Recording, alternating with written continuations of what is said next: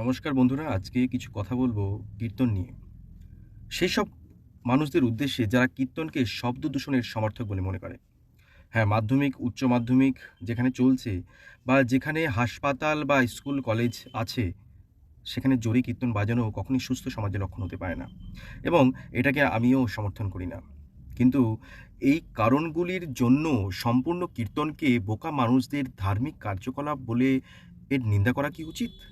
কীর্তন নিয়ে যেসব মানুষরা নিন্দা করে তাদের উদ্দেশ্যে আজ কিছু বলি। প্রথমেই বলি কীর্তনের উপকারিতা।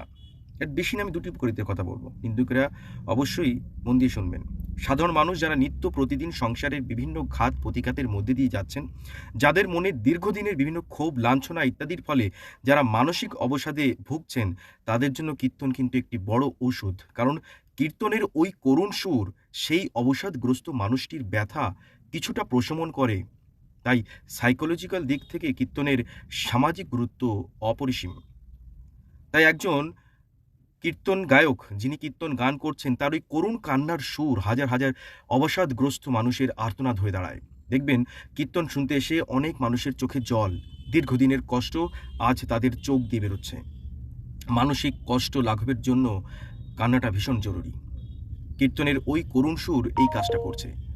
মানসিক অবসাদ দূরীকরণে, মনের কষ্ট লাঘব করতে কীর্তনের সামাজিক গুরুত্ব অপরিসীম। নিন্দুকেরা এটা নিয়ে কি বলবেন? আচ্ছা বন্ধুরা, আরও একটি কথা বলবো, কীর্তনের আরও একটি দিকের কথা বলবো। উদাহরণ দিলে ব্যাপারটা আরও ভালো করে আপনারা বুঝতে পারবেন। গত কিছুদিন আগে ফেসবুকে আমি একটি ছবি পোস্ট করেছিলাম যে ফিল্ড থেকে কাজ সেরে ফেরার পথে একটি কীর্তনের প্যান্ডেলে ঢুকে গিয়ে আমার পুরো অফিসের টিম সেখানে খিচুড়ি খাচ্ছে, খিচুড়ি প্রসাদ গ্রহণ করছে। খিচুড়ি খাওয়ার সময় একটু লক্ষ্য করে দেখি অন্য কোম্পানির আরও কিছু ছেলে মেয়ে তারাও সেখানে প্রসাদ খেতে বসেছে। কাজ সেরে ফেরার পথে তারাও খিচুড়ি খাচ্ছে। আবার একটা এলোমেলো উস্কো খুস্কো অবস্থায় এক পাগলও সেখানে খেতে বসেছে। কীর্তন ওইখানে যে কদিন হবে, সেই ২ দিন বা ৩ দিন, ওই কদিন সেই ক্ষুধার্ত মানুষগুলো সেখানে খেতে পারবে। এটি একটি বড় দিক নয় কি? এটা নিয়ে নিন্দুকেরা কি বলবেন?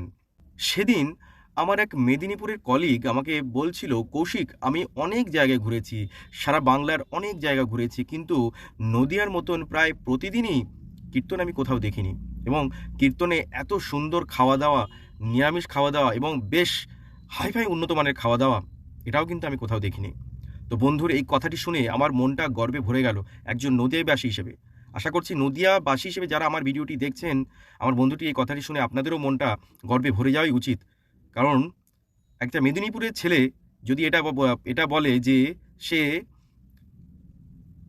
নদিয়াতে যেরকম হাইফাই মানের খাওয়ানো হয় সেটা অন্য কোথাও দেখেনি এবং এটা একটা অভিনব ব্যাপার, সেটা কিন্তু সত্যিই গর্ব করার মতন বিষয় একজন নদিয়াবাসী হিসেবে। কীর্তন নিয়ে আপনাদের কি মতামত? কমেন্ট সেকশনে অবশ্যই কমেন্ট করে জানাবেন। দেখা হবে পরের ভিডিওতে। নমস্কার, ভালো থাকবেন।